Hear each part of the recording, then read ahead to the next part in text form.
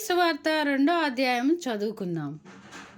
రాజైన హేరోదు దినముల యందు యూదయ దేశపు బెత్లెహేములో యేసు పుట్టిన పిమ్మట, ఇదిగో, తూర్పు దేశపు జ్ఞానులు యెరూషలేమునకు వచ్చి, యూదుల రాజుగా పుట్టినవాడెక్కడనున్నాడు?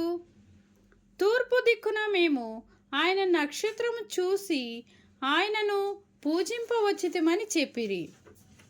హేరోదు రాజు ఈ సంగతి విన్నప్పుడు అతడును అతడితో కూడా యెరూషలేము వారందరూ కలువరపడిరి. కాబట్టి రాజు ప్రధాన యాజకులను ప్రజలలో నుండి శాస్త్రులను అందరినీ సమకూర్చి క్రీస్తు ఎక్కడ పుట్టునని వారిని అడిగెను. అందుకు వారు, యూదయ బెత్లెహేములోనే, ఏలయనగా యూదయ దేశపు బెత్లెహేమా, నీవు యూదా ప్రధానులలో ఎంత మాత్రమును అల్పమైన దానవు కావు. ఇశ్రాయేలీలను, నా ప్రజలను పరిపాలించు అధిపతి నీలో నుండి వచ్చును అని ప్రవక్త ద్వారా రాయబడి ఉన్నదనిరి.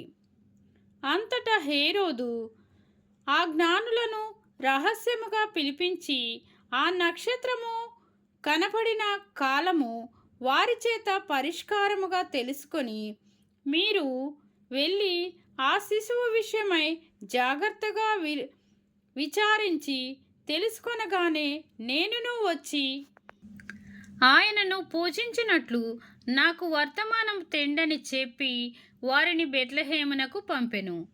వారు రాజు మాట విని బయలుదేరిపోచుండగా, ఇదిగో, తూర్పు దేశమున వారు చూచిన నక్షత్రము ఆ శిశువు ఉండిన చోటికి మీదుగా వచ్చి నిలుచు వరకు వారికి ముందుగా నడిచెను.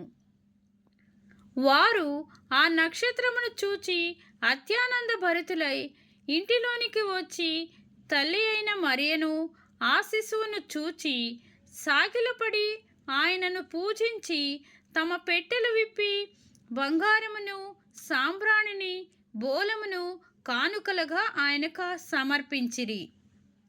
తరువాత హేరోదు నద్దకు వెళ్ళవద్దని స్వప్నమందు దేవుని దూత బోధింపబడిన వారై వారు మరి ఒక మార్గమున తమ దేశమునకు తిరిగి వెళ్ళిరి.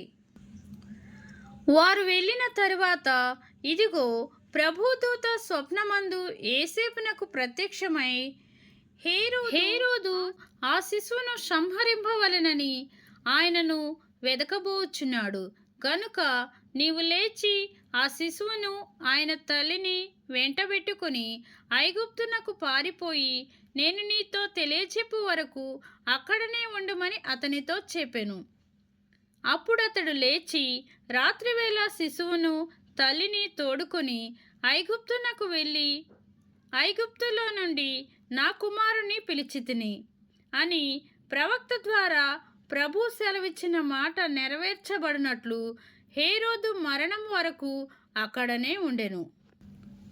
ఆ జ్ఞానులు తన్ను అపహసించిరని హేరోదు గ్రహించి బహు ఆగ్రహం తెచ్చుకొని, తాను జ్ఞానుల వలన వివరముగా తెలుసుకొనిన కాలమును బట్టి బెత్లెహేములోను దాని సకల ప్రాంతములలోనూ 2 సంవత్సరములు మొదలుకొని తక్కువ వయసు గల మగపిల్లలందరినీ వధించెను. అందువలన రామాలో అంగలార్పు వినబడెను, ఏడ్పును, మహారోదన ధ్వనియు కలిగెను. రాహేలు తన పిల్లల విషయమై ఏడ్చుచు వారు లేనందున ఓదార్పు పొందనల్లకయుండెను అని ప్రవక్త అయిన యిర్మీయా ద్వారా చెప్పబడిన వాక్యము నెరవేరెను.